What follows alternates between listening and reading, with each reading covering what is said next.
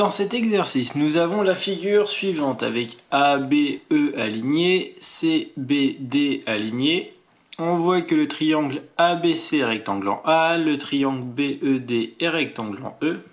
Donc dans chacun des cas suivants, le cas 1, le cas 2 et le cas 3, on va vous demander de trouver la longueur AB en fonction des différentes données. Et dans les trois cas, il faudra bien sûr justifier la réponse.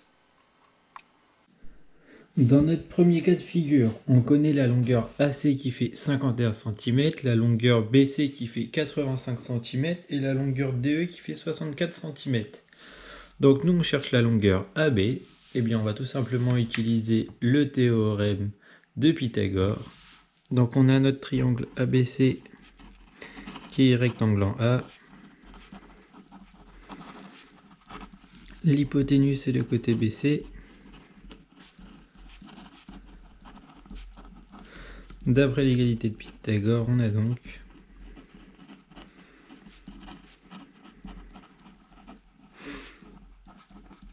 notre hypoténuse au carré qui est égale à la somme des carrés des deux côtés de l'angle droit. On remplace 85 au carré égale à 51 au carré plus AB carré qu'on cherche. Donc AB carré, on va l'obtenir en faisant 85 au carré moins 51 au carré. AB carré est donc égal à 7225 moins 2601, ce qui nous donne 4624. Et donc pour obtenir AB, on applique la racine carrée. AB égale à 68, ce qui correspond à la réponse A. Dans notre cas numéro 2, on sait que l'angle ACB fait 62 degrés, la longueur BC fait 9 et la longueur BE fait 5. Donc ABC est un triangle rectangle.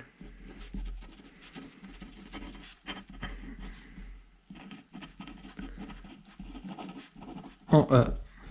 Donc on connaît l'hypoténuse de notre triangle. Ici on a notre angle C et AB ça va être le côté opposé à l'angle C.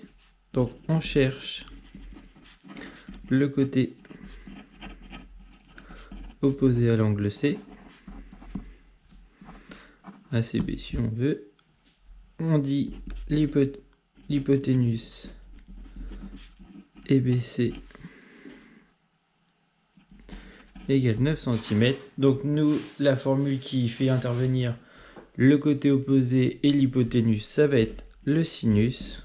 Donc sinus de l'angle C va être notre côté opposé sur notre hypoténuse. Donc sinus 62 égale AB sur 9. AB vaut donc sinus 62 fois 9, ce qui nous donne une valeur approchée de 7,95. Réponse C. Dans le dernier cas, on a toujours la même figure. AC fait 8, DE fait 5, BE fait 7 et nous on cherche AB. Donc on a utilisé le théorème de Pythagore, on a utilisé la trigonométrie, on va maintenant utiliser le théorème de Thalès. On a les droites DC et AE qui sont séquentes en B.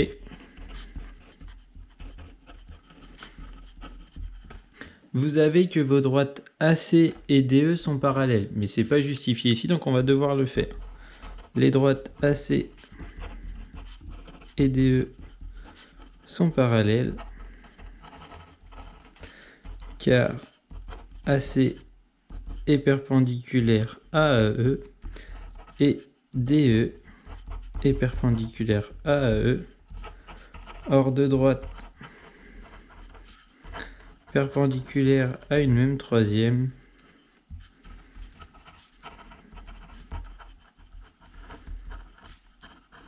sont parallèles entre elles. On peut maintenant appliquer le théorème de Thalès.